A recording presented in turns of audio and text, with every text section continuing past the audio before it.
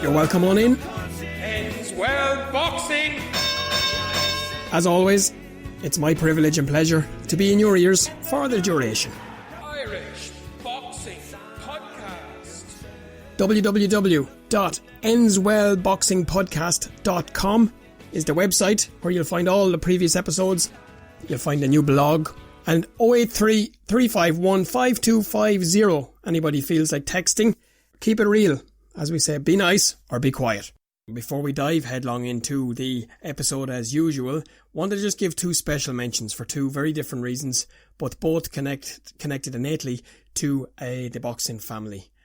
Firstly, has to be very, very sincere and heartfelt sorry and sadness and thoughts, I suppose, are with the family of 21-year-old Bulgarian pro boxer Isis Velichikov.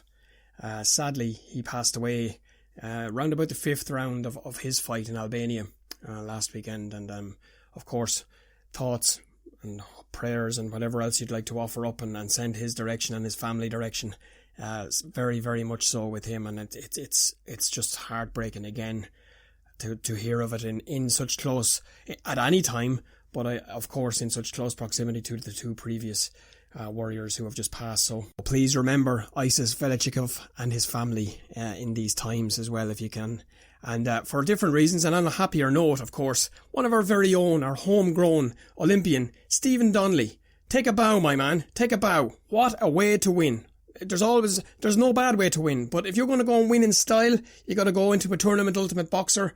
3 fights, 3 different styles, showing off all the layers that make you one of our best Olympians in the last few years, and an incredible performance, an incredible win.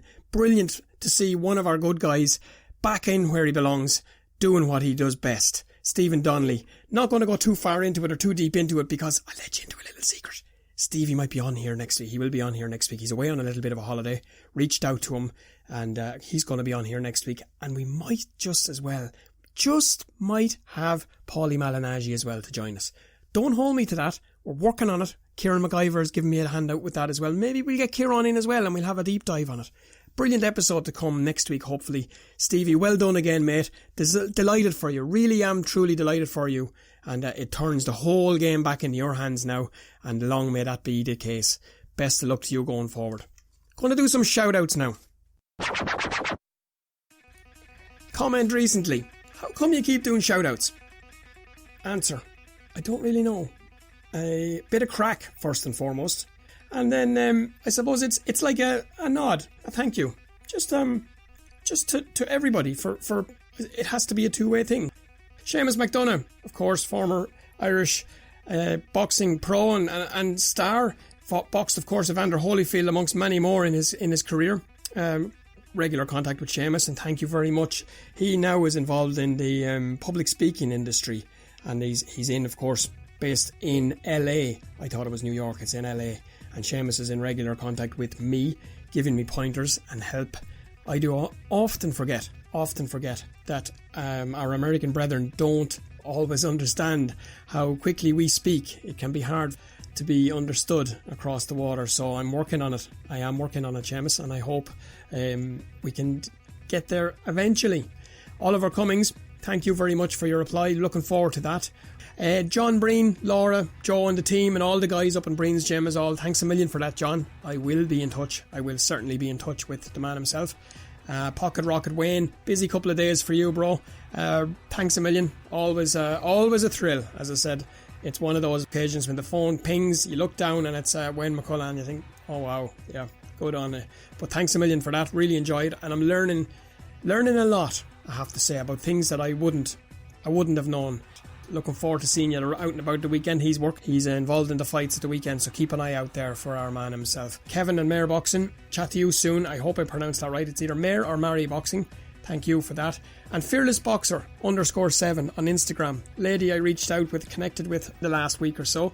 She is based in America. She's an American boxer and is connected in many ways to a lot of the top amateurs over there, and of course some of the pros. I'm trying to get in touch with Heather Hardy as well, but I'm aware that it's a couple of days rehab and rest and recovery after a grueling fight a couple of weeks ago with Amanda Serrano. So hopefully get to speak with Heather Hardy as well. But connected with Fearless Boxer herself and has been regularly in touch, and it's brilliant. It's brilliant to get to connect with these people first and foremost, and connect with you people, should I say, and as well as that, to get a perspective on boxing from other countries, because it's not everywhere's different, as we know. Ella. What is there to say to Ella McCrystal? I think I've said it a few times, but I was very lucky to connect with Ella McCrystal a few months ago here on Instagram, and I read her post and it just absolutely cut me to the core. And get along to Ella's page on Instagram, read her blog, learn about yourself, learn about life, and learn from a lady who is one of the most beautiful, pure souls that I've ever met. Not met, but connected with. And oftentimes to open a message on Instagram or open a private message or a text message, it just warms my heart. It just warms my heart, and she's helping me on my journey, and she's helping many, many others as well. So Ella, thank you. Always a pleasure. Always a pleasure. Evan Metcalf, another fella, this morning posted a picture. If you get a chance, go and have a look at his Facebook page. It's of his little fella, his young man, and the last time I spoke to Evan, I think, was around this time last year. And Evan was starting to warm up, of course, and train and get ready for the seniors, which are coming up again, as we know, second time in a year. But he posted a picture out when we spoke that time. His partner was expecting their baby, and this morning I opened Facebook to see this most amazing little smile and this little fella who just instantly warmed my soul. So Evan, thanks for that. Could not help but share it and comment on it. So thanks a million, and hope all is well with you. Kurt Walker and the team. Ireland are home. No medals this time around for the fellas. Tough tournament. Got some really great bouts under the belt. No doubt the lads learned an absolute moxie load of what they needed to learn to carry forward. And not to forget that wasn't a ranking tournament. It goes forward now to the first of which I believe is in February at some point in London. So well done to the lads. Kurt, hope you're getting those Chinese into you. Get a few of them in. You deserve them, my man. You deserve them. And it was great to see them out and relaxing a little bit, because these people earn it. And as well as that, want to shout out again to our women, our ferocious warrior females in camp in Germany. Tough, people. It's tough life. Okay? Don't think that these people rock up in a green tracksuit and green t-shirts and green kit and just beat the snot out of everybody they meet by accident. It doesn't work that way. It's a lifestyle. It's a dedication to a craft every waking minute of the day. And I can tell you, I've become educated by some absolutely amazing people. No names mentioned, because they don't want their names mentioned. I'd be shot. But all joking aside, these are just, the girls are in camp in Germany in the last week or so, as we mentioned last week. And looking at some of the footage, there's sparring going on. There's all sorts of mental training, physical training the mind, training the body. And that's exactly what's going on. These girls are fearless. They're giving up life. They're giving up, sacrificing their daily routine. They're sacrificing their family life. They're giving up more than most people realise. So to you girls, massive shout out. And just to pick one, Grania Walsh. I saw a post last night on Instagram, and Grania is quite prominent on Instagram and social media, and why not? Because that's part of keeping your profile alive. But somebody sent her a question, and I don't know who it was. I wouldn't ask, but I could not stop laughing. A picture of Grania holding the tricolour behind her after winning her medal, beaming, beautiful beaming smile, eyes beaming, and the question is, how do you make the GB squad? I mean, how do you answer that question? And there was a couple of messages back and forth with myself and Grania, and I think the best thing you can just say is, have a look at the photograph. So coming up in today's episode, we've got two guests. The first of which is only home from the European Youth Championships in Sofia in Bulgaria, where she won a gold medal. Yeah, it was tough going. You could see with the Turk, I wasn't as fresh as I was with the Italian. I was glad to get that day rest then for the Romanian. Gold medal. How about that? Niamh Fay won the 54 kg division outright with 4 wins in something like 7 days. Listen to Neve talking to me about tournament boxing and all that goes with that. Incredible to speak with such a grounded and accomplished young lady. And as well as that, my second guest on the episode today is Wayne Alexander, is a former super welterweight champion. He started his career in South London, trained and fought under Jimmy Tibbs for many years, hit a crossroads in his career, and by admission had a conversation with his promoter Frank Warren, who recommended that he switch to Belfast. When I was a bit lost and, wasn't training right and, wasn't as committed as I should have been, Frank Warren, my promoter, told me to try out John Breen in Ireland. And I must admit, I thought to myself, you know what?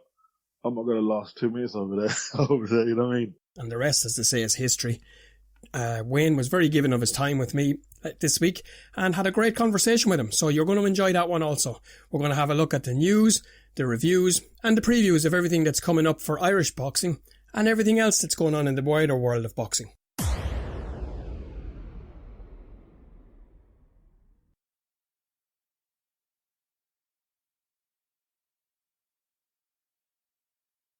So I hope this week is good. I hope it's all good for everybody. I hope you're the best you can be. I hope you're tip-top magoo. And I hope everything is tickety-boo. And strange enough sort of climate. Warm, sticky weather here in Ireland. Not sure what it's like elsewhere. It's cold one day and the next day it's just that transition into autumn/winter, I guess. That's all we can expect. Nothing we can do about the weather, so no point in getting beat up about it. Dreams. Let me talk a little bit about dreams. I had a dream on Sunday night and I promise you this much. My dreams are generally hard to remember. That's the goldfish memory, I guess. But I had a dream on Sunday night. I can't go into the specifics because I'd probably get myself in trouble. Let's just say it was the single weirdest dream I've had in many, many, many nights. And it was bad enough to make me wake up at about 4:45. Lying there, looking at the ceiling, listening to all there is to listen to at that hour of the morning, which is not much, and I'm in a dilemma. Do I put on my phone and look at what's going on, or do I say, no, I'm going to go up and out I got. So, out for a stroll. Now, let me say this. 4:45 on Monday morning, absolutely clearest, beautiful sky. Barely a breeze, little bit chilly, as you'd expect, but beautiful, beautiful night. I managed to get a photograph. Photos rarely come out as you see them of the sky, but amazing one of the plough, and just very peaceful, very, very peaceful, very quiet as it should be at that time in the morning. But got back, got myself, didn't sleep until later on in the morning.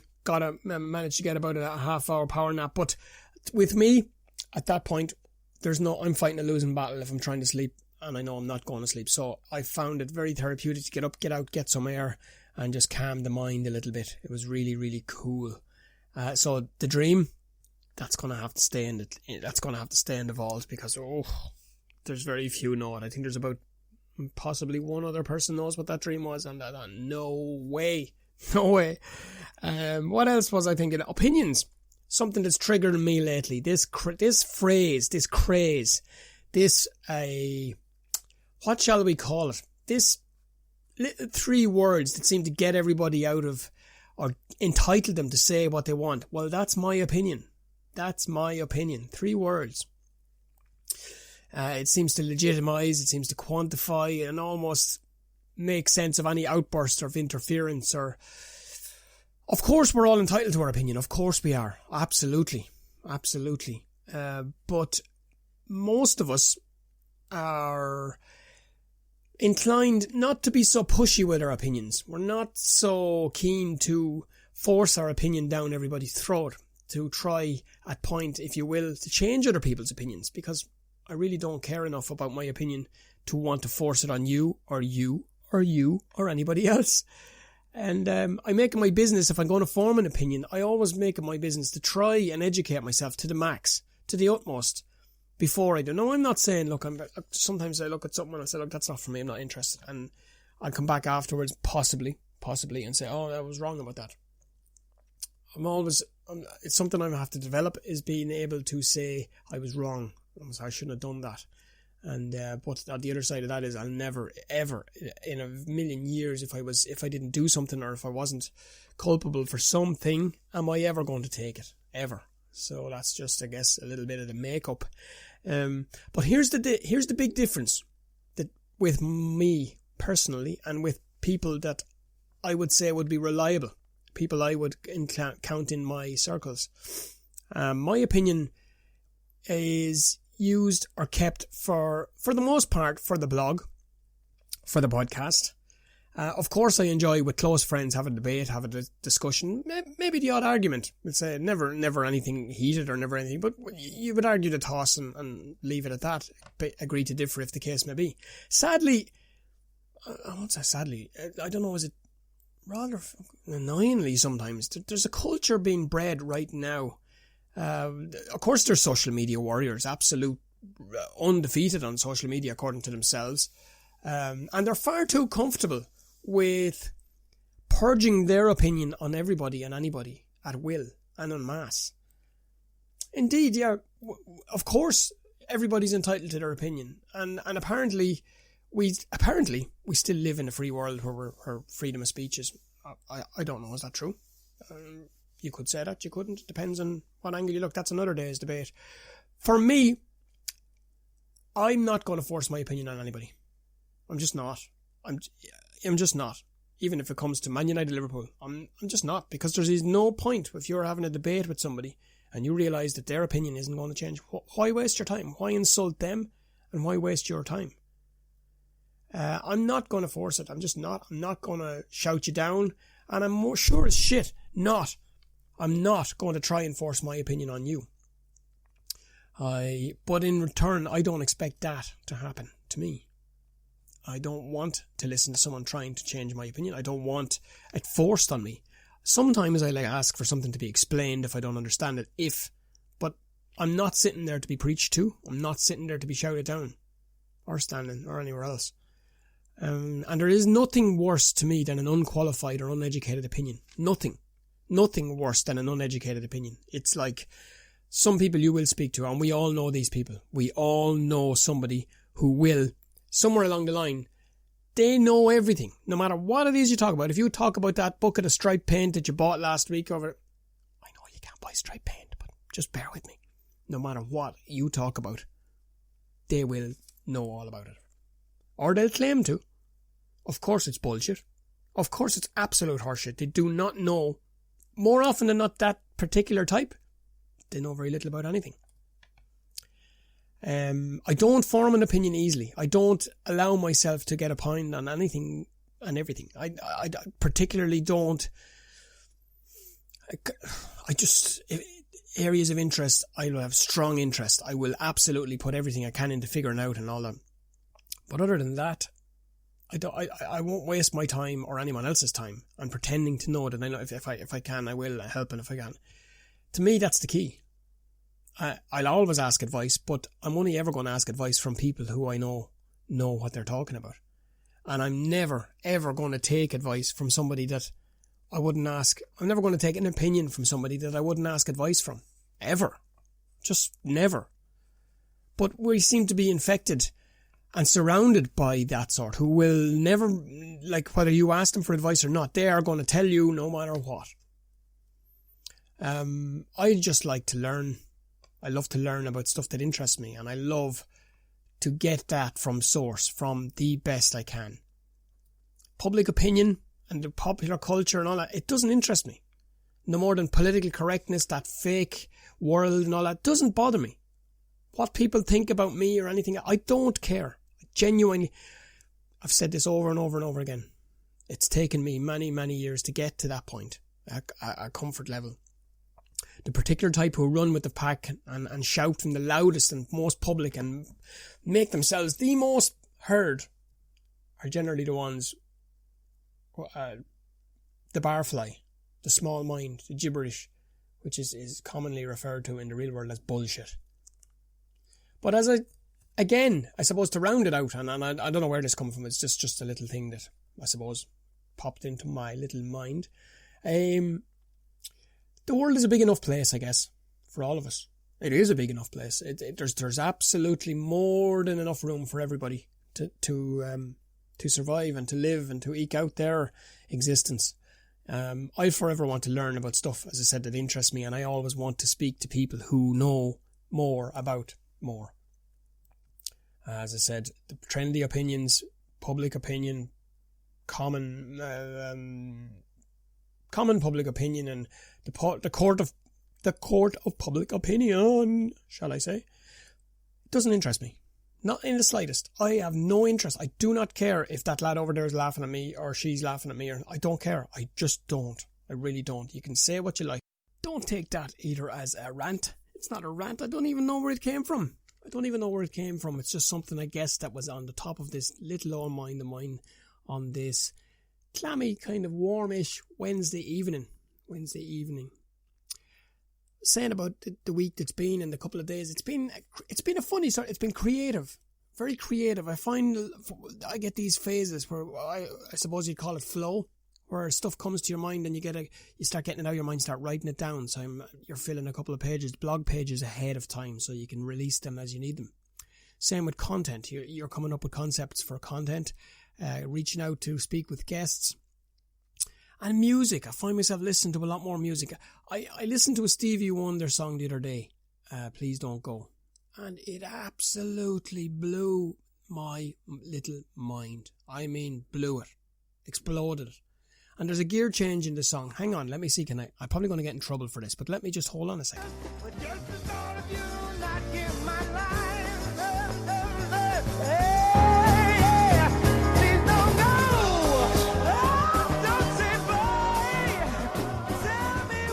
Oh my God! Ow! Woo!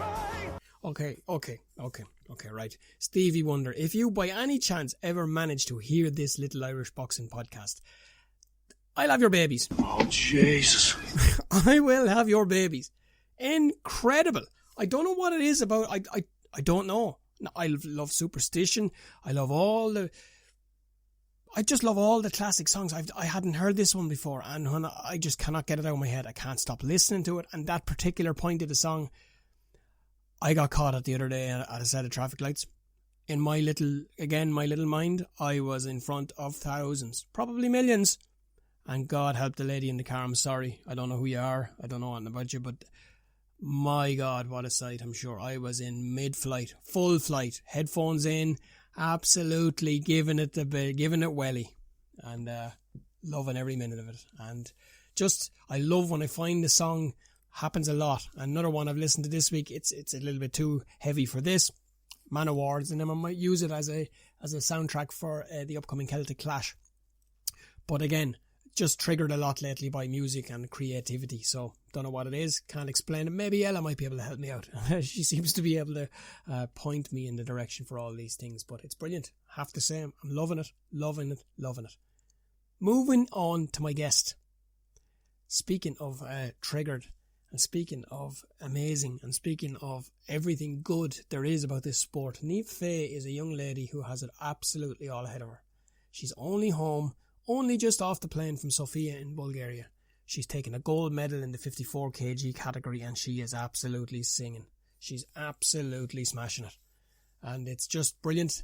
It's brilliant from an Irish boxing point of view, but it's brilliant from a young lady's point of view who's so incredibly grounded. And you'll hear from her when speaking here now. Now, Neve, we had to do the interview almost twice because part of it didn't come out early on. Didn't bother her. Not in the slightest. She was as polite and as nice as you could ever hope to find anywhere, and she's a credit to herself, she's a credit to her mum and dad, she's a credit to her club, and she's a credit to all who have helped her to this point in time. Watch for the name, listen for the name, you are going to hear an awful lot about this young lady, Niamh Fay.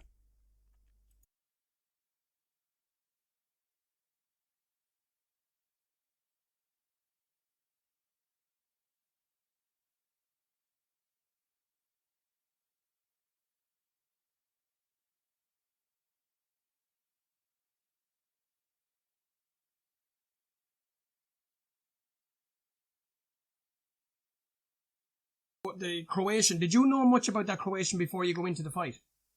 Yeah, I got to spar down in Edenberry, and Liam Burton had a camp down there, and I got to spar, so I did, and I knew what I was going into, so I knew I needed my A game as well, so I did, yeah.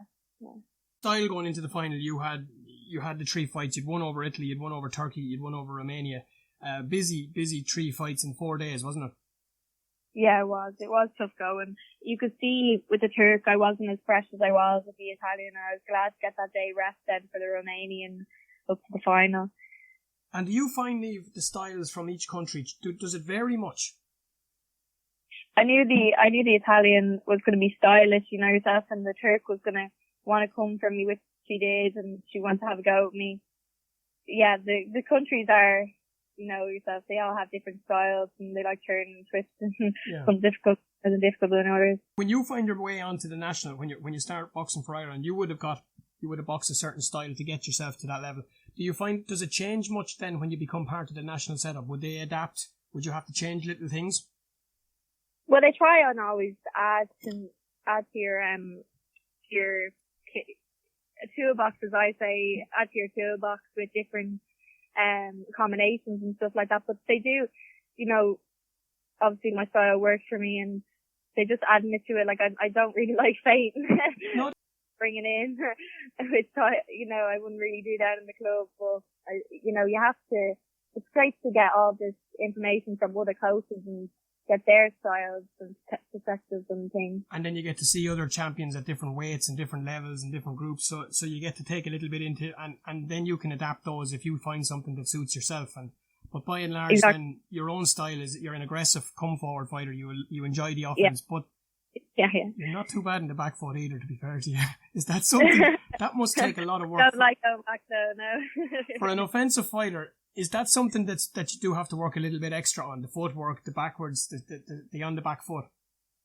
Yeah, my dad would try and get me to do things that I'm not comfortable with. He's more focused on the things that I'm not comfortable with than the things that I'm good at to make sure that everything's perfect, you know. But no, I don't like going back. I don't. But no, well, listen to me. You're not. You don't do it too badly. So if that's the worst thing you've got to worry about, well then you're not doing too bad, Niamh Fay, let me say. Mickey Hawkins, a great man from Belfast, has a brilliant saying, and I only used it this morning. He says, "Practice doesn't make perfect. Perfect practice makes perfect." Yeah. Right? And I hate cliches. I really do. But sometimes you wonder how can certain people just get it right, and that one is just something that sticks with me, you know. But going into that final, you used a little bit, I said, of a lot of your own style. You ramped it up to 110%, and she got full bore Niamh Fay in the final. And I think, to be honest with you, from looking at it, and it's easy to throw cliches at it and to do all the usual stuff. But to be honest with you, she looked to me like somebody that was just a little bit shocked. It was like she was, Jesus, what's going on here? Did it come across that way, or were you just so zoned in on you? I was just mainly zoned in on me. I didn't, I was just focusing on my shots and accommodations, but I know if someone was coming at me, wanted to kill me, I'd be a bit shocked as well. Yeah, and at that stage, you've got 4 fights in less than a week, and she's feeling the aches, and everybody is, but it was like all that was just frozen out. It was like switch going into a super mode here, and it was almost a decision that I'm going out of here one way or another. And if it's not going to be with the gold medal, I'm going out here the other way. The hand goes up in the air. Talk to me again there, just for the record, just the little skip, almost like well, you told me now, but do you want to tell me again how you got a little bit ahead of the ref? Well, they have the 2 cards, the red and blue card, and then I was just staring at them, so I was, and then when the blue one just went, I didn't even wait for the decision, and it just jumped with joy. I was gone. Nobody knew the decision but me. I was just gone up. And when you look back at it afterwards, did you remember it completely? Or, because I know I talked to Chloe a couple of weeks ago, and she was telling me that she couldn't believe, she looked back at the video where she had ran across and jumped into Jerry's arms outside the ring. She couldn't believe it. Yeah, it's just a blur. You forget what you're doing. And like I was running over and shaking every hand and getting out of the ring and her hugs and things, you know. And is there much of a gap then, Neve, between the last bout with the final and when you get your medal? Is it done straight away, or is it done the next day, or what way does it work? Yeah, I was in straight away. They do the 3 fights and I was the 3rd one then, so I was brought straight over. I didn't even really get to see my dad before. I just got straight over, and then they met me over there and gave me hugs. Yeah. And the medal now, is it in a safe place? It is? Oh yeah, it's up in the kitchen. There you go. Up with the rest of them, says you. Yeah. Well, on to the next one now, So you're on that enforced 2-week break. That's brilliant. I'm delighted to hear that as well because it's deserved. Back to school. What's the reaction in school? Teachers will, like, I always say this here now, and I don't know if teachers will ever listen to me. I remember being in school and homework was a word I didn't understand. I understood it. I just understood not to do it, really, to be honest with you. So I just say, teachers, like, you have a chance here to make a name for yourselves, guys. Like, you're dealing with elite level athletes here, not just Neve. You've got other boxers coming through. You want to be one of those teachers in a few years' time where she's able to say, yeah, this one gave me a break. She was sound. You know, don't be trying to lay it on too thick. Do they give you a little bit of room to maneuver, or is that just? I have to say, the school was brilliant. So they're helping me catch up with my notes. They're offering me extra classes and all this. But they also had a big assembly in school as well, which I did not expect. The principal brought me up to his office to talk to me, and I thought nothing of it. And the deputy came in and she was like, sir, we have a problem downstairs. And he's like, I'm very sorry about this, Neve. We're going to have to ask you to go back to class. Next day I'm coming back out and the whole cafeteria area, there's 700 students there and they all started roaring and screaming when they see me. And it was just amazing. Yeah. Listen, you know what? Things like that really, I love hearing it because I know it's not something you'd ever want, expect, but from being in the past, from being in the height of a moment and a big achievement, I know you kind of, the way you're built, it's on to the next one. So when you look back afterwards, it's lovely to see that people are making a fuss of it and you're able to have those feelings instead of kind of skipping over them. It's important and it's brilliant. I can say from my own point of view, the only time I was ever in a principal's office, it was never to worry about emergencies or it was always something a little bit different. So you're lucky in that sense as well. On the mental side of it, I'm going to leave it at this one now, but the mental side of it, it must be sheer exhaustion by the time the week is over, all the celebrations. Everybody wants to see a piece of Neve and the medal.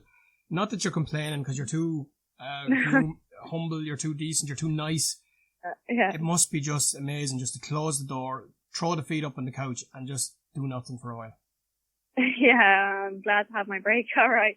But it was amazing to come home to everybody, and I'm a very shy person, so doing that, everybody's asking me for interviews and on the newspaper and all that, and it's just amazing, it really is. And well, take it all in and enjoy it all in, because there's no fear. I know from listening to you, you're not the type of person that is going to it's not in any way going to affect you in any way. But what I would say to you from my point of view, it's a real privilege to speak to you girls on the way through. It's important. Yeah. It's important that the young girls, the small, because the technical level that's coming through with what Liam Brereton is doing and everybody around the country, it's phenomenal. It's going through the roof.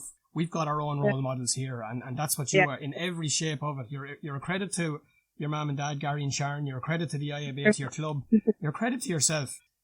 What do you do? What do you do for the rest of the year? Do you have? I have the under 18s again. We don't know the date of that yet, but to do the under 18s and then hopefully the Europeans again. Please God. So just little information and bits and pieces before fight, music wise and all that. What do you like to listen? I've been getting slagged about this the whole trip. I listen to music and I eat bonbons. Bonbons? Yeah. Pink, yellow or white? Sorry? Pink, yellow or white? Oh, blue. Oh! Are you serious now? You're not punking me here, are you? Sorry? They're all looking at me eating bonbons and my tongue will be blue going in and all. So I think I'm just in a sugar rush when I'm going into the ring, maybe. Well, listen, somebody out there sponsor this girl for blue bonbons, because you've got Niamh Fay bonbons all the way to the Olympics in 2024. Seriously, get on it, somebody. It's incredible. I didn't expect that one now. I was expecting a little bit of music, a little bit of... No. Well, Neve, we'll leave it at that one. That is the most unique answer I've ever had on this. Almost a year of podcasting, I've never had that one. So there's a new one. Thanks very much for your time. I really appreciate it. Do you want to give a shout out to anybody and everybody? It's up to you now. Take it away.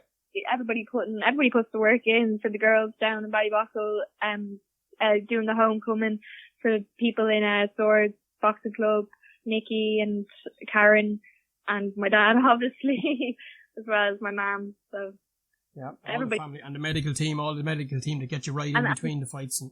And the sport I had coming over, I had 13 over, Emma and Ryan and my nanny and my uncle, everybody came over. Like, it was really, they helped make it amazing. Like, you know, thanks very much, Alan. I would ask you to help in whatever way possible Tree of Hope. Who are Tree of Hope? Tree of Hope are a little small charity, if you want, who provide a symbol of support to all of us and all of those who are sadly affected or suffered suicide or are living with mental health issues. And we all know somebody. Everybody knows somebody. We all do, sadly. It's an epidemic. It was threatening to get out of control, but thanks to Noreen and like-minded people, they are battling back, and they need help and they need support. And I'm asking anybody to get in touch with Noreen. The show notes, bottom of every episode that we've produced so far, Tree of Hope. They donate all that's needed for these little symbols. They supply a tree, they supply the stake and the plaque. All you got to do is get in touch. They'll do the rest. You find a green or a public area, you get permission from your local authority or your club, school, college, workplace, wherever, and you get in touch with the person there, and Noreen will supply the rest. That's all you have to do. If you want to do a fundraiser, if you want to help somebody, please do that also. But don't forget, no matter what, if you can, Tree of Hope today. Thank you very much, Neve. Thank you for your time. And I would suggest anybody who isn't anything other than hugely impressed with that young lady, with how level-headed she is and how she's managed to stay grounded, because let's face it, when there are many adults amongst us who, when they get a little bit of praise or what they would deem to be a little bit of success, they tend to run away with themselves a little bit, and not in this case. No chance.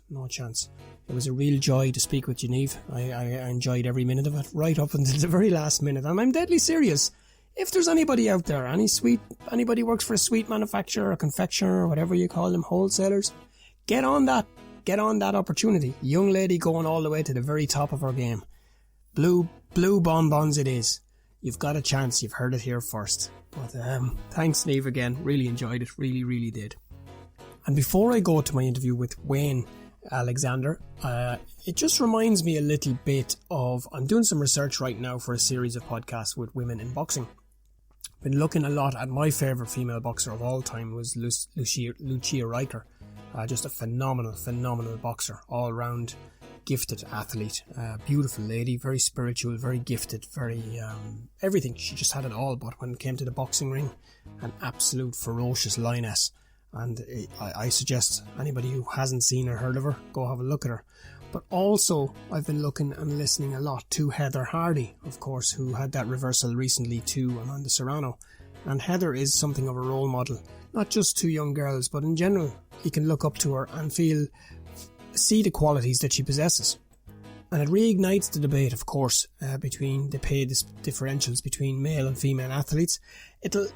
I honestly believe, been hand on heart, that it has got to be mirrored in what comes back to the sport and what the pay-per-views and what the bums on seats. But Heather Hardy's explanation of it just goes to show how much it has been exploited in the past, where she was selling up to $40,000 worth of tickets and she was getting something like 7 out of it in return, and they were putting her on before the doors opened and so the tickets she was selling weren't even in the arena when she was fighting. So look at this young lady, and her cohorts and her competitors are leading the charge. They're a new generation, they're a new era, and they're a phenomenally talented bunch. Get behind them, support them, and enjoy it every step of the way, because you're in for a real treat.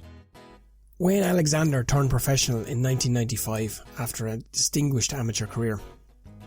He boxed in the super welterweight division and competed amongst the best for many years. He trained and operated under Jimmy Tibbs, and eventually, as he says himself, hit a crossroads of his career where things, I suppose, his hunger maybe wasn't what he thought it should be, and he shipped a couple of losses where he didn't feel he should have. So he was at a crossroads, spoke with Mr. Warren, Frank Warren of course, who suggested a change in career path, suggested a change in trainers, change in scenery. And that change of scenery brought him to Belfast and brought him to John Breen. And from there, he went on to win the super welterweight WBU championship and had many successful fights under John Breen and formed a bond that is still in place today. He is an amazing man to speak with. He gave me any amount of his time. He was more than willing, absolutely no hurry, and it was an absolute pleasure. And I mean that with all sincerity. It was an absolute pleasure to sit and chat with Wayne last week, and subsequently to be in touch with him. He's a thoroughly engaging character. He's an absolute gentleman.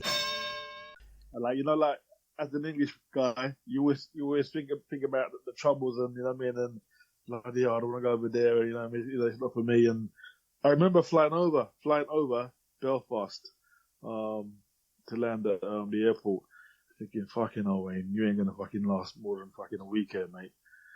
And lo and behold, I spent the next 3 years there, mate. I was there for 10 weeks for the first camp, won the title against Takaloo, and the rest is history. I had some of the best times of my career in Belfast. The Belfast that you arrived in 2004, was it 2003? It was a total different city to what it is today. It's fair to say. Do you know what? I agree with you. I mean, even in 2004, when I was there, I realised it wasn't the Belfast of the 80s and 90s. You know, growing up as a kid in the 80s, all I remember is the IRA, and they were just perceived as the bad people. You know what I mean? The IRA, and Belfast and the bombings. And as a kid growing up, that's the propaganda that you're led to believe. So, that's the image you got. But listen, when I went over to Ireland, I had a great time. I learned a lot about the history of, the troubles and what's going on. And listen, the war is more or less over. I mean, you still got your, as you know more than me, you still got your issues there. But you're right. I mean, the war was over. I never had no issues at all. I mean, like you say, it wasn't my war anyway. I'm never Catholic or president, so it wasn't my war. But yeah, you're right. I mean, it's a completely different place, and I keep saying every summer or every year that I'm going to go back there. I haven't been there since 2006, but I had a brilliant time there, and I'd advise anyone to go there. Yeah, I wouldn't talk bad about it at all. And of course, you're right. Of course, the troubles had ceased, but it wasn't long after. So there was still that shadow over. There was still there was still a fear. There was still it was just for people that, again, people that didn't grow up in it. And I have to stress this. I'm from south of Dublin, and I would be telling lies if I said I had any inclination as to how. You often say, "Oh yeah, I know what it must have been like." We have no comprehension, of course. None, zero comprehension for people that grew up with military on their streets, and that. So the fact now that anybody, politicians or otherwise, would even think of jeopardising the beautiful city that's there now and the absolutely fantastic people by some argument that's going on in a far off land, they need to just pull it together and realise they're playing with people's lives here. You're totally right. I mean, with this Brexit thing, that's another subject. This Brexit business is causing a bit of a conflict, isn't it? You know what I mean, with the border. And that's what I'm talking about. And like you say, the war is over, but there's still a bit of divide. Don't get it wrong. And when I was there, you still see patriotic Catholics and Protestants. You know what I mean? There's still a slight divide there. So the war is over, but some people are still have bitter feelings about the history, and you know what I mean. And so but you're 100% right. There's a lot of, and not to harp on about it, but there's a lot of mistruths. There's a lot of propaganda. There was a lot. Yeah. It goes back way farther than most people care to look into. And in truth, it's never going anywhere. It's always going to be. There's always going to be that. But what's happened now is we've got generations of people who have grown up without that bloodshed and violence. Exactly. And they're learning. Okay, yeah, we will keep our distances, but so be it. I'd rather it the way it is now than the way it was for so long. And boxing, of course, over those years was the wonderful equaliser. It was the great lifesaver in many cases. And yeah, I mean, it brought people together. I mean, Barry McGuigan was, he's a hero over there, isn't he? North and South. Barry McGuigan, he brought everyone together, didn't he? He's like king over there, isn't he? Yeah, and of course we had Hughie Russell, we had Jerry Story, the coach, we had Larimer, we had Wayne McCullough over the years. We've so many of those just fighters, I suppose is what we'd say, and they did what they did, and they did it tremendously well, and they brought for those 12 rounds or however long they lasted, they brought a peace, and long may it continue, long may it continue. But you grew up in South London, so that's Croydon. I'm not drawing comparisons between Croydon and Belfast, but it wasn't a walk in the park either, so you were well by the time you got to the ABAs and you were winning your titles there, you were no shrinking violet yourself. No, listen, I mean, obviously, South London isn't no Belfast, but, I wouldn't say, I was brought up, on the streets and, I had it hard and it was a war zone, but, you still have to keep your on your toes, you know what I mean? I knew bad people, I knew about bad things, but boxing kept me away from it, you know what I mean? I was born in Tooting, southwest London, and I left Tooting when I was 8 to move to Croydon, which is was a bit more of a calmer, quieter area than Wandsworth. So I grew up in Croydon. Back in the day, up to about 1970, 1960, was classed as Surrey. It's like outer London, but now it is a prominent London borough. So yeah, South London, even to this day, you got your good and bad, but boxing kept me away from it. Boxing kept me away from trouble. I knew bad people and bad things, but, I wanted to be a fighter, and I knew that to be a fighter, you can't be in trouble. You can't be out drinking, doing this, doing that. You got to stay focused and dedicated.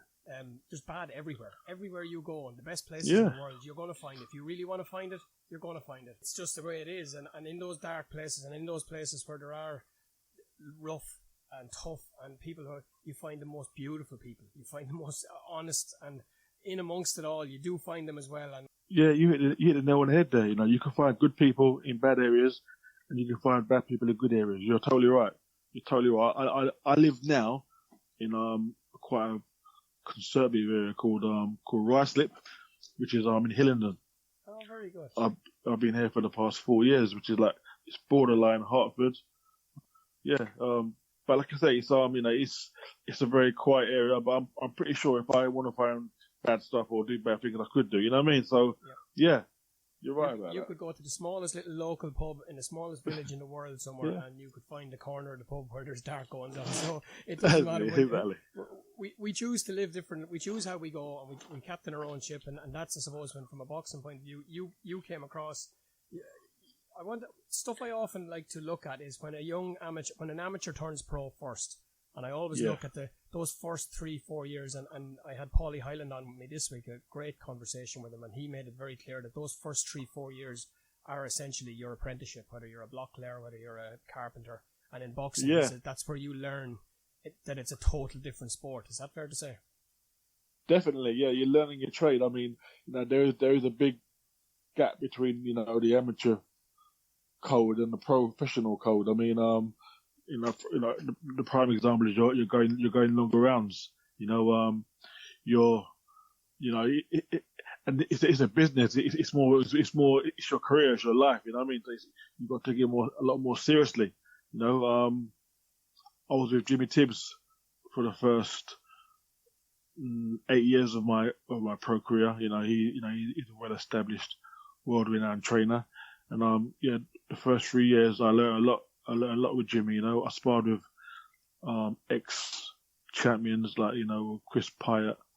I sparred with heavier guys like Bruce Scott, Howard Eastman, David Starry. So yeah, I learned a lot in the first 3 years of my career. I did learn a lot. And to be fair to Jimmy, I would class the likes of those. I would put them in a bracket of more of a mentor than a coach. They shape people's lives. They take more of an interest than just the boxing. Like a lot of coaches they'll train them for the hour that they're there, and that's it. Whereas the stories that you've heard and the pictures that are painted by all of the guys that went through Jimmy's hands and John's, they look after their fighters. They care about their fighters. Yeah, listen, like we was like family. Jimmy treated his fighters like his sons, like family. He was passionate about the sport. Jimmy has been in boxing all his life, so he knows the game inside out. Same as John Breen. Them guys have been in boxing for 40, 50 years, so they're very passionate about their fighters. And yeah, it's not just you come to the gym, you train for an hour and you go home. There was times when I'd phone Jimmy up after training. We speak about fights, we speak about boxing, speak about life in general. Jimmy, like myself, is a working class guy. He experienced a lot in life, like John Breen. So, they were like father figures, I sat with John Breen for 2 hours one Sunday evening, and I listened to the names that went through the minds, from the people from business side of boxing to the fighters to the promoters and it was literally an education. It was a crash course in. I probably said about very little in that whole time. It was just listen right. It was just incredible, it really was. And the more we can glean from those guys, and the more information, the more lessons we can learn from them, because they're thin on the ground these days, No, I can imagine like John Breen, he was fighting, in his 60s, 70s, early 80s around the trouble. So John would have some stories to tell. I can imagine. I've heard a few. John experienced a lot, in his career. So yeah, I respect them guys totally. So you had that tough career. You fought with Jimmy Tibbs, and you were around the scene. And by the time you came, like, you were super welterweight. That's so you're looking at in those years, like, for people that wouldn't be familiar with you, in those years, the very top of the pile, you're looking at the likes of Donald Curry, Terry Norris, Wilfred Benitez, those guys. And then you're coming along, you're to say you came to Belfast in 2004. Yeah. Describe that one for me. How did that, how did you say Frank Warren suggested it to you? You had kind of lost your way a little bit, is that what? Yeah, listen, I lost a fight against Delroy Millis. A fight which I should not have lost. I wasn't training right.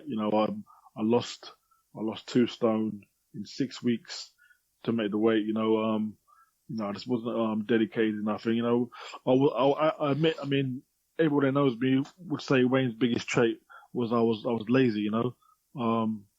I had natural ability, and I relied a lot on that. And I got beat by Delroy Millis. And I sat down to myself and I thought, you know what, Wayne, you're either gonna become an opponent or a name just for people to beat, or you got to pack it in. And I said to myself, you know what, I've had a great career with Jimmy Tibbs. Jimmy Tibbs has taught me so much, made me a champion. Jimmy made me a champion. But sometimes they say that saying, a change is good as a rest. So I thought to myself, you know what, how about having a new trainer, a new focus, getting away from distractions and just, restarting. So I spoke to my manager and promoter, Frank Warren, and he suggested John Breen. And he went from there. So you did, and that was, you lost to Delroy Mills in December of 2003, and then you had your first fight with John in 2004, February 2004. So, you know what? Actually, Delroy Millis beat me at the end of 2-3. Then I had a fight against Howard Clark. That's right. And that was with I got put down by a body shot as well in that fight. That was after I. Was that with John? That was your first fight with John? No. Sorry, that was my last fight with Jimmy. So my very last fight with Jimmy was a winning fight. But the loss against Delroy Millis was a very big blow. A very devastating blow for me. I came back and beat a journeyman in Howard Clark. Yeah. But I still knew in my mind that I needed a change. Yeah. So even 7 months you went from beating Howard Clark to changing trainer, coming across to Belfast and getting in straight into a fight with Mehmet Tekalu for the WBU super welterweight title. That's it. Yeah, I came to Belfast in June. I think it was the end of June, 2004. Yes, I trained for 10 or 11 weeks with John Breen for the Tekalu fight. Yes. Now, 2 things strike me about that. John works. He's he demands everything from his fighter. There's no half measures, and he's the first one to say that. And it's anyone you ever talk to. I spoke to Fergal McCrory during the week. He went across and trained with. He's just done a deal with Havoc Boxing, and he's training with Andre Rosie over there, and they do tough training, but he was ready for it. From what John, he trains the body, he trains the mind, most importantly. That must have been, I suppose, from where you were, and admittedly saying that you hadn't been all committed and everywhere you wanted to be, to it must have been a bit of a shock, I'd say, to go straight to that, knowing at the end of the 12-week camp you were straight into a world title fight. Yes, like I said to you, I mean, you know, I'll always remember flying over Belfast, you know, to land at the airport and looking down at Belfast thinking, Wayne, you're not going to last more than a week or two there. I just thought, Wayne, Belfast, you know, it's the troubles, and you know what I mean. It's all the Catholics and Protestants. You're not any of them. You're going to feel out of place. I thought, you know what, I'll give it a go. And then, as soon as I landed, I was greeted by, do you know Chris Hughes? Yes. And Mickey Hughes. Yep. They're the guys that I actually stayed with. So you know, they took me in with open arms. You know, made me feel at home. You know, I met John Breen that same night. John Breen told me, like, you know, you'll get me in shape. John Breen followed my career. Said, Wayne, you're a good fighter. You still got potential, mate. You can still do it. And you know, from the off, they just made me believe in myself. I was in Breen's gym within a couple of days. Again, I always remember the heat. I was going to say that. Heat. Talk to me about that was the old gym over the bar, wasn't it? And the heat turned That's up. Yeah. So talk to me about that. And there was some seriously tough customers in that stable at the time. Yeah, I mean, the first thing is when walking in the heat, and I'm like, bloody hell, I'm not going to put up with this even. Like, you know, that was new to me as well. I trained in heat, but nothing like that. But again, you know, I got used to it, and it became beneficial for me. You know, I lost weight, you know, gradually. You know, I could drink more fluids. You know, and like you said, there's some top, very good fighters there who I sparred with. You know, Jim Rock, Eamon McGee, Neil Sinclair, Paul McCluskey. You know, we had some wars in that gym. You know, I sparred probably 10 rounds, you know, every day, you know, with those guys, you know, and they brought the best out of me, and I like to think I brought the best out of them. Yeah, and when you look at those names in their own right and their own careers afterwards, each and every one of them went on to change, to achieve their own little bits of history. So it was, I'm constantly saying this to people now. Everybody looks to, and even the likes of Wayne McCullough and those guys will say, when you look in America, they look to Wildcard and Freddie Roach and that, whereas it's not always the big bright lights with the shiny names. It's sometimes, if you put a little bit of planning into it and a little bit of thought, and you look at maybe the not so glamorous and the ones that aren't always on the camera, which would have been, by his own admission, Breen's gym. He doesn't want any of that. You get absolute hard and fast and champions coming out of it every year, consistently for a few years on the trot. Yeah, you're totally right. John Breen, he's old school, you know, and I've always said that he's a very underrated trainer, John Breen. You know, I don't think he's got the credit that he deserves. You know, and it always amazes me as well when he's he speaks so highly of you. He spoke to me at length, as I said, and he mentioned you with great affection, yourself and all of his champions, but he's always quick to defer the praise. He puts it on to someone else, or he put it on the fighter, or he put it away.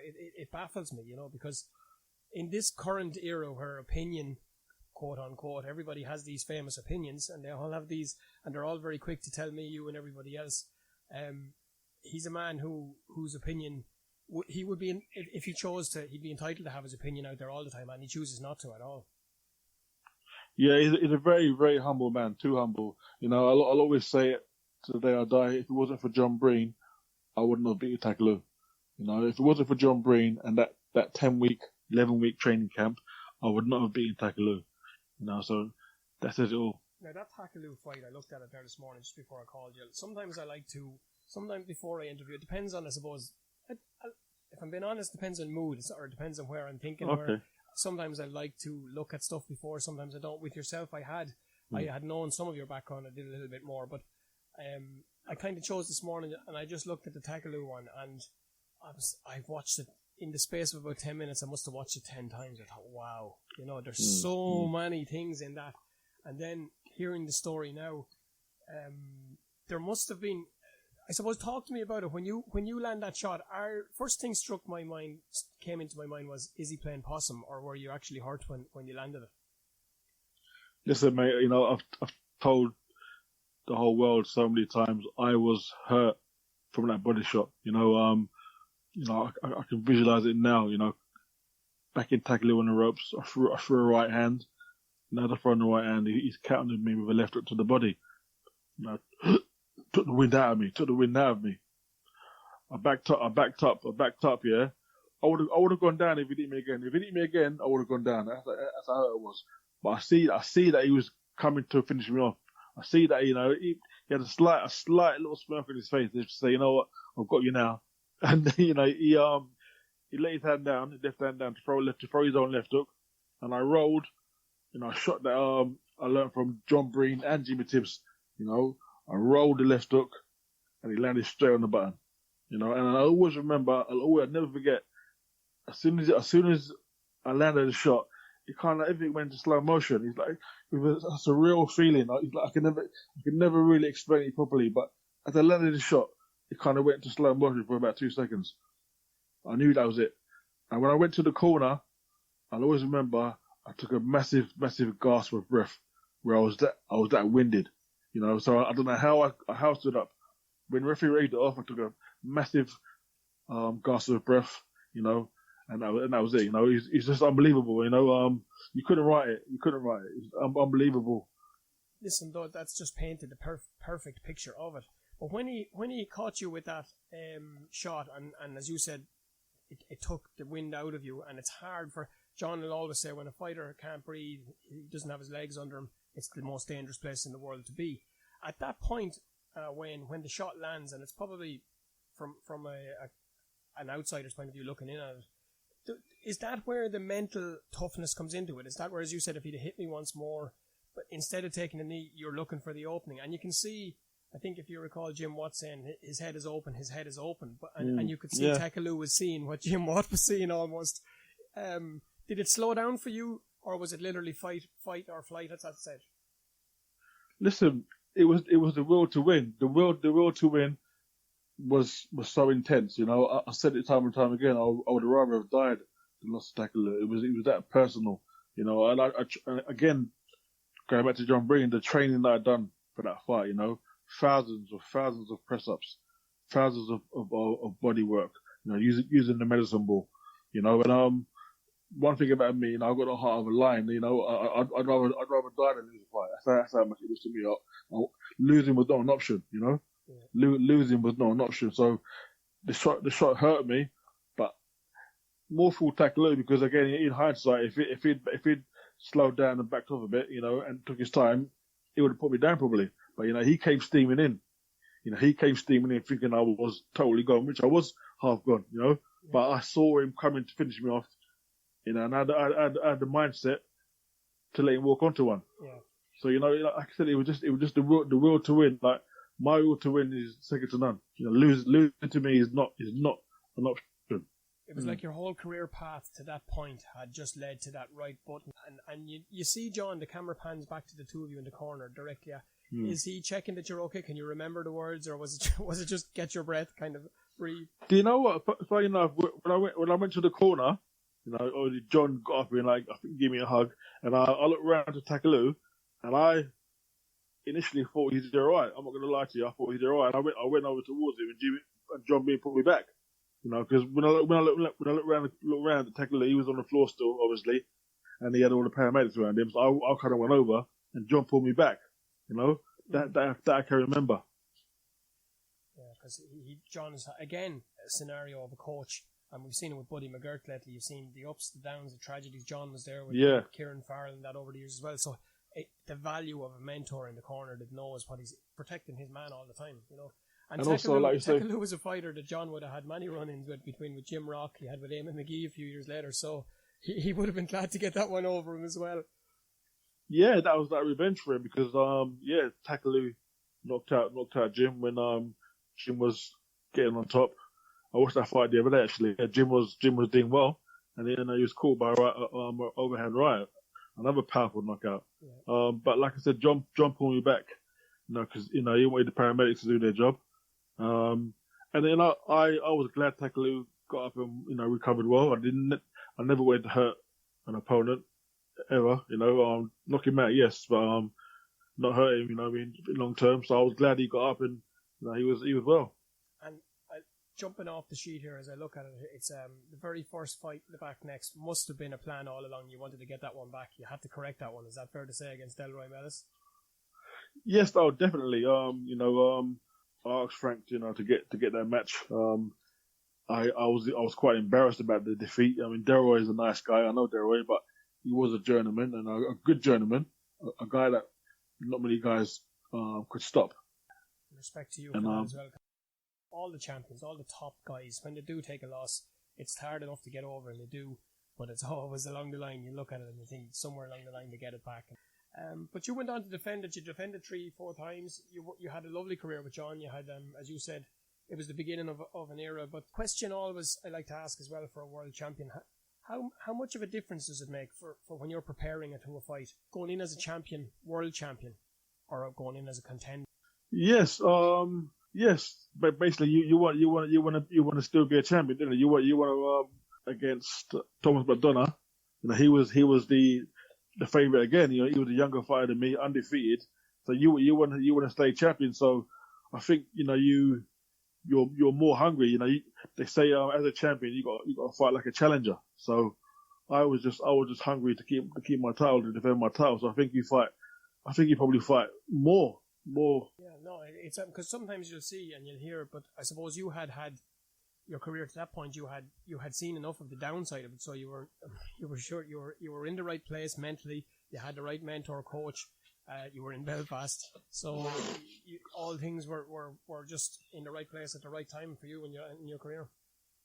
Yeah, definitely. Going back to McDonough, that was a fight in which I don't think me and John got the credit that we deserved. It was on a massive bill. It was on the Kawasaki against Jeff Lacey undercard. It was chief support. Thomas McDonough was undefeated in 27. He was about 6-7 years younger than me, in his 20s. Manchester based. Yeah, Manchester based in his hometown, and we trained like mad for that fight as well. And I went 12 rounds and beat a good boxer on points, which a lot of people didn't think I could do. A lot of people thought after 6-7 rounds, Wayne's there for the taking. So I beat a good fighter over 12 rounds. And the thing about it, which I respect John for, and the way we worked in that fight, because the last 4 or 5 rounds, when people thought I would have tied, are the rounds when I excelled. And McDonough tied. So again, I was just so hungry and determined to keep my title, So but I fought like a challenger. I fought like a challenger, defending my title, What a stage as well, the MEN arena for Joe Calzaghe and Jeff Lacey. I mean, you're talking about, and you guys as well, adding more than value to that card, because it was, as you said, all things that had gone in as a champion. Probably seen McDonough, the younger fighter, but took him through the rounds. And as you said, as the fight wore on, then it was evident what was coming. So the other thing, the tough question, I suppose, coming to that point of a career for everybody, and you're world champion, and most would say, do you know yourself that you've only got, say, 1 or 2 more? Is it always there, or when you're fighting, there's different people will say different things. For you, how did it feel coming to the back end of the career? You know what they say? The saying is, the fighter is always the last person to know when it's time to quit. And I would probably agree with that, because my last fight, I got stopped in the first round, which was a massive shock against a former French title challenger. A fight in which I again wasn't mentally focused on. It was a non-title fight, so there was no title at stage and at stake, should I say. And, I went in there probably a little bit complacent, and I got caught with a shot, and I was a bit shaky when I got up, and the ref stopped it prematurely, I think. But after the fight, I wasn't as, how can I put it, I wasn't as disheartened or as gutted as I should have been. So, I think afterwards, I realised that, you haven't got the dedication and the commitment no more, Wayne, so leave it, I was 33. Because you described to me a minute ago that the will to win and but the obsession with not losing was evident throughout your career, and that you'd, quote unquote, you'd rather die rather than lose. So when the loss didn't feel the way you thought it should have felt, it was a sign for you. Yeah, thank you. That is it. You hit it on the head. Yeah, I knew then, that I'll just be used as an opponent.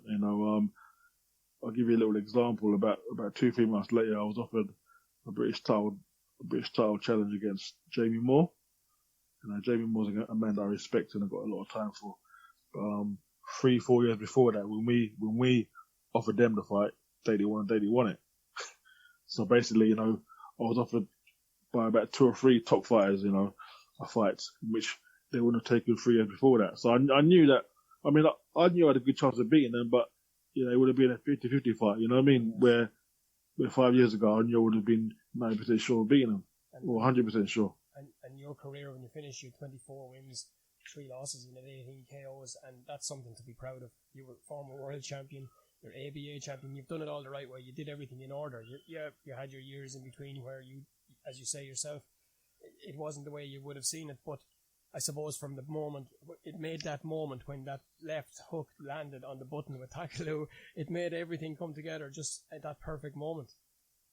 Yeah, that one fight defined my career, and there's a nice way to be remembered as, I boxed from the age of 11 to 34, and, that one fight, that 4 minutes of boxing defined my career, but, people don't realize how many years I trained for that one moment, that shot that I threw, the left hook roll, I practiced for years with Jimmy Tibbs and John Breen, for years, and for that one moment it landed perfectly.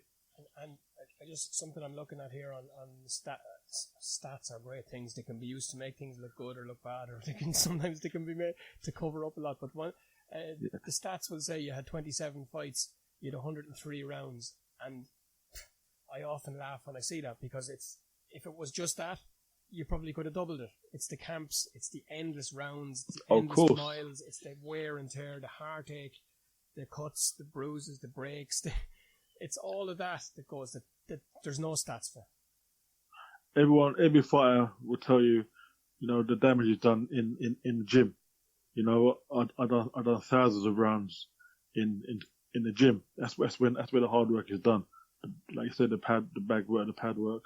You're right. I mean, I've had broken bones, broken ribs. You're right. Busted noses. The hard work is what people don't see. The easy part is the fighting. When I fought Takaloo and McDonough, I think I sparred over 100 rounds for each fight. And like you say, the fights went 13 rounds. You know what I mean? Yeah, absolutely. And they're the stats that you could never have. And I'd say, I'm sure John Breen has a book somewhere. I bet you there's a little book somewhere, and he's able to log all the sessions, and he's able to log. I don't doubt it, because that's how the likes of Jimmy Tibbs and that, they'd have their books. It's all, there's no such thing as stats. They write down how many and what they did, and that's how they worked. And that's what made them so unique, I suppose, in that different time. But to bring it all up to date, Wayne, it's great to speak with you from a boxing point of view. And what's even greater is, and what I love to see and hear, is you're coherent, you're able to speak, there's no issues whatsoever, and that makes that, you know what I mean? It breaks my heart to see and hear fighters over the years, and it really does. It just proves what a fine line there is, and how important it is. More so, no matter how much we love it and everything else, health is everything, and life after boxing. How has life after boxing been for Alexander the Great? Of course, yeah. Thank you for that. I never took a lot of damage in boxing, which I'm very, very thankful for. Like you said, a lot of the damage is done in sparring. I never took a lot of damage in sparring either, so I'm very thankful for that. And I came out with all my faculties. Life now is good. I'm a referee and judge on the unlicensed circuit. I've got a license with the BIBA. I work with the Queensbury Boxing League. I work with Ultra White Collar Boxing and White Collar Boxing. I'm also licensed by the SIA in security and close protection, so that keeps me busy. I've got two lovely daughters, Sade, who's 16, What a 17. great name. What a great name. Yeah. Can she sing? Do you know what? I don't know if she can. What a great But name. no, not like the original Sade. Sade, the singer is who I named her after. You know, Smooth beautiful, operator. beautiful lady. There's Yeah. a cool ring entrance. Smooth operator. How Exactly, about yeah. that? Exactly. And, you know, everyone remembers when I fought Takaloo, you know, I came in the ring with her name emblazed across my shorts, you know. Sade, everyone remembers that. But yeah, Sade is 17 in 2 weeks' time. Wow. And my youngest daughter is named after another beautiful singer, Shania. Wow. Shania's 7. So, you know, I've got my 2 daughters who I adore and who I care for. So life is good. And, yeah, life is good, you know. Like I said, I mean, as you get older, you know, it's not a cliche that, you know, be happy with what you got, not what you haven't got, you know. I know in my career, I could have done better, I should have done better. But I think most human beings, once they reach 40 or the late 40s, they have regrets. That's part of life. I mean, they're not seriously bad regrets, but we all make mistakes and we all live and learn by them. So, you know, I could have done a lot worse in my career. You know, my dream as a fighter, as a young boy, was to be a champion, and was to have guys like you speaking to me about my career. That was my dream. To, you know, people to say, 50 years time, Wayne Alexander was a good fighter. You know, Wayne could fight. I think it would be the understatement of the century. Certainly one of them to say that Wayne could fight. He was a tremendous fighter. He was a tremendous world champion, and he was a tremendous guest to have on here last week, and I really appreciated it. And even listening back to it here, editing isn't one of my favourite parts of this little job of mine, but I have to say, even listening to that back today was a pleasure. And thank you, Wayne. Really, really enjoyed it, and I will certainly be in touch for different things going forward. So thanks again to you. And before I finish up with the previews and the reviews, a message I got from Mick last week asking what ultimately causes fans in the US to decide which platform to watch boxing on. And I suppose there's no short way or easy way to answer that, Mick. I guess from listening to Lyle and speaking with the guys and listening to a lot of the podcasts and different media platforms over there, there's many things that help US fans decide what platform to watch or what format to watch boxing in. And I would say some of the main ones would be price. Pay-per-view in the US are $70 to $100 per event, and sometimes there can be 3 or 4 of those events in a year. So you're looking at the guts of $400. It's a lot of money. It's a lot of money for by anybody's standards. And we're blessed here. We complain about pay-per-view, which turns out to be $19.99. You get a lot of whinging, a lot of moaning. Ultimately, it's not a bad price, no matter what the card looks like. 20 quid you'd spend easily in the first 10 minutes in a pub anywhere, you know, and that might only be for maybe 3 drinks. So yeah, 20 quid is not bad going at all by comparison to 70 to 100. So that would come into it. The quality of fights, I would say, is another thing being offered by the platforms. ESPN and Fox are making a big play for the heavyweight division, for example. They're going all in on Tyson Fury, and they're selling his lineal quote-unquote championship. PBC, for the most part, is free. It lives across all the different TV networks. The lesser known ones over this side, we mightn't necessarily know them, but in America they would be household channels. The equivalent of, you would say, BBC, UTV, Channel 4 in the US. And The Zone, for me, seem to be, as far as US goes, the best value. They offer all the different sports. They cover pretty much anything there is worth covering. They've quality fights. They have an unbelievable stable of fighters, and in Matchroom they've got a promoter who are now willing to match their fighters in-house. They've no qualms in putting them in against one another, and for that, I would say, just from an outsider looking in, I would say The Zone would be definitely the best value ones for an American audience.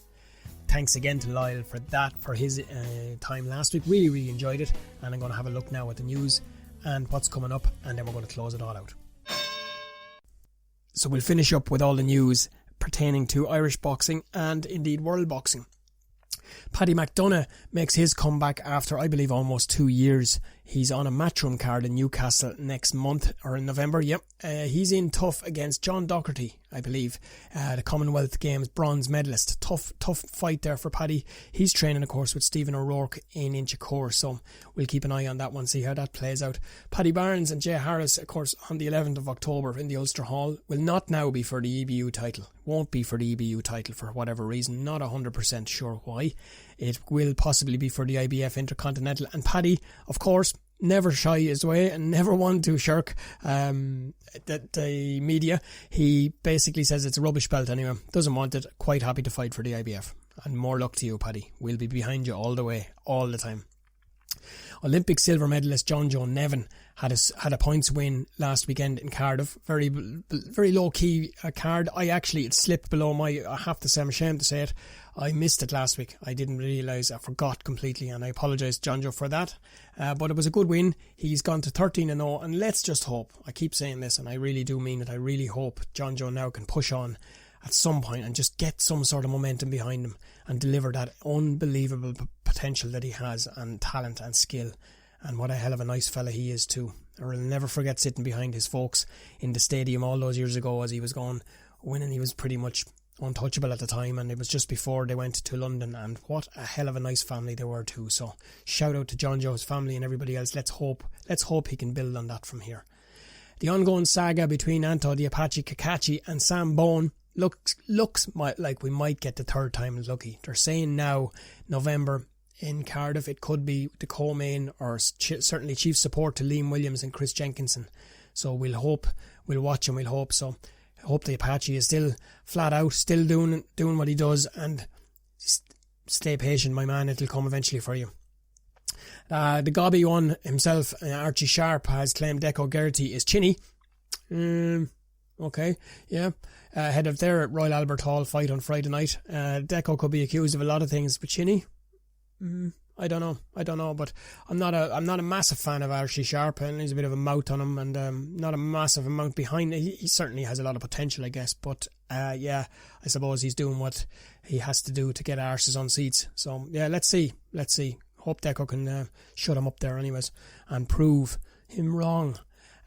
This next one is really starting to grind my gears now. This comes up every 4 years, the Olympics, and these pros who are let's call this as it is, okay? Nicola Adams has pretty much failed as a professional boxer. She has been given a title by one of those sanctioning bodies, whichever one you want to choose, I don't know. She didn't win a title anyways, let's be honest.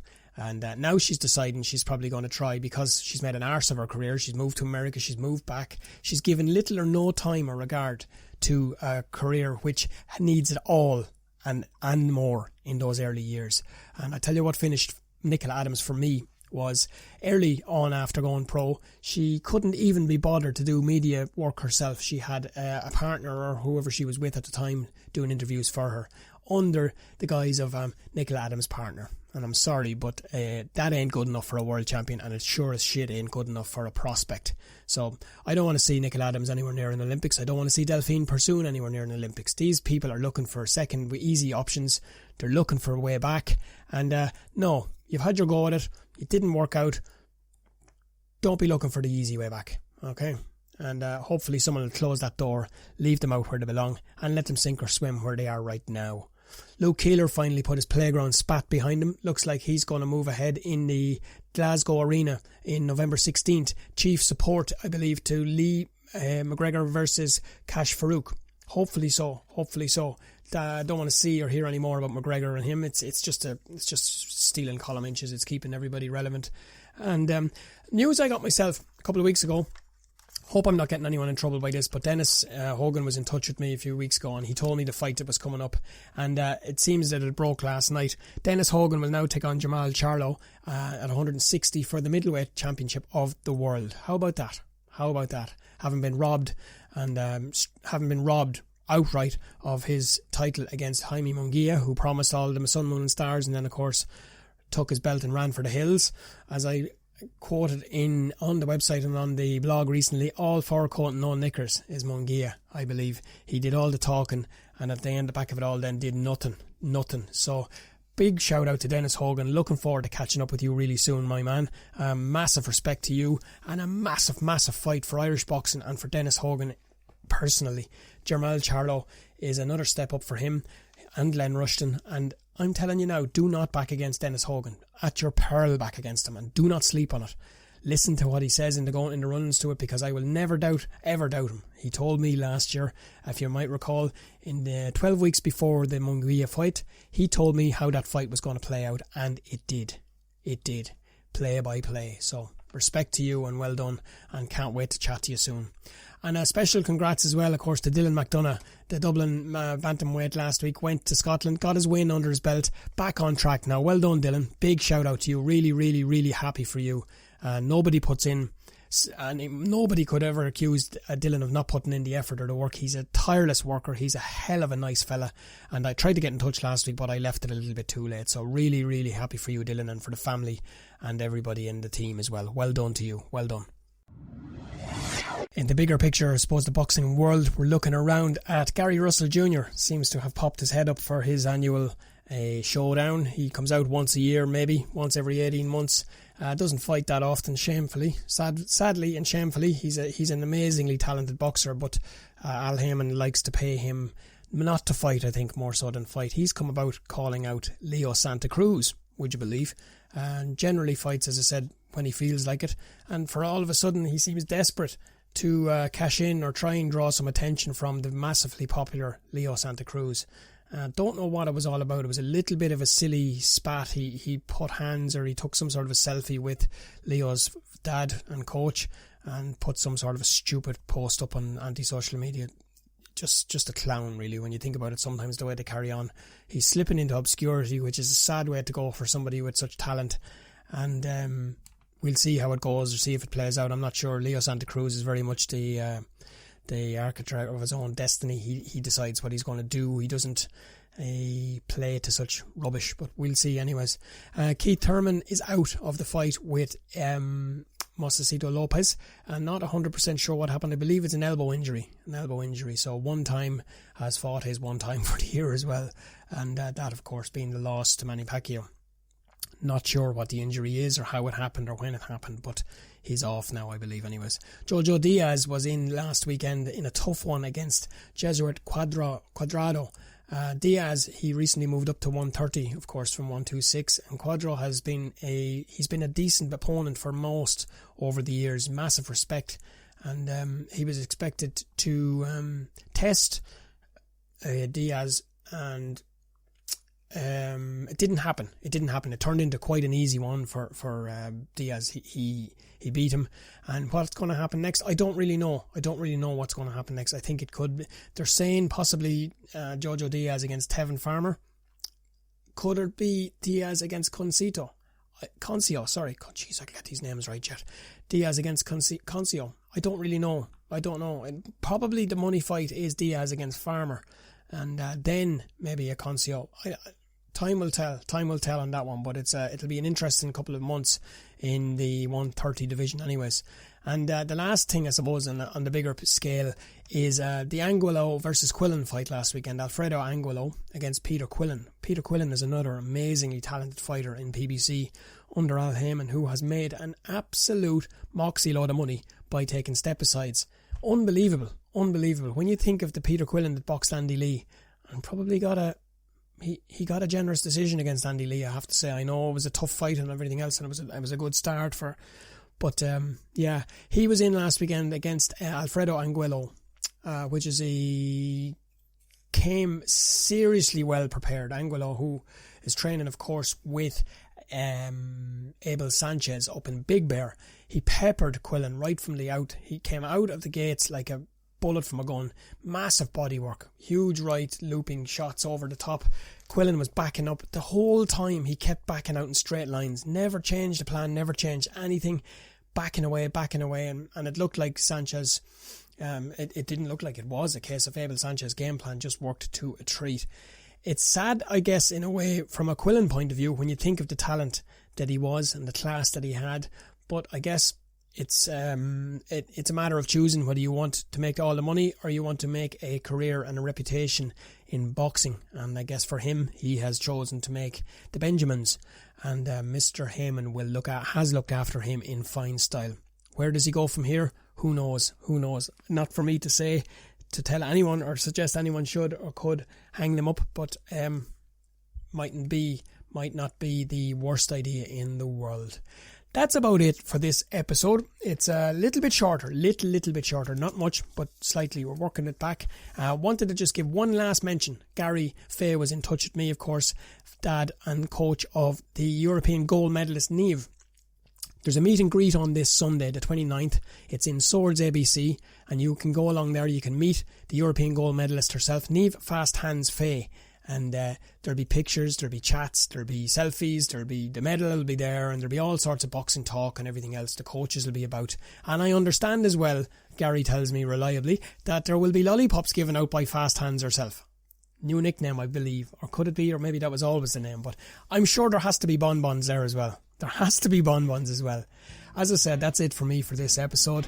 It's been a real privilege. It's been a real great treat to speak with Neve. It's been a great treat to speak with Wayne, and it's been a great treat to have you guys listening to me again. Anybody that needs to get in touch, have a look at the website www.endswellboxingpodcast.com, or get your texts in on 083 351 5250. Me and them until then, be nice or be quiet.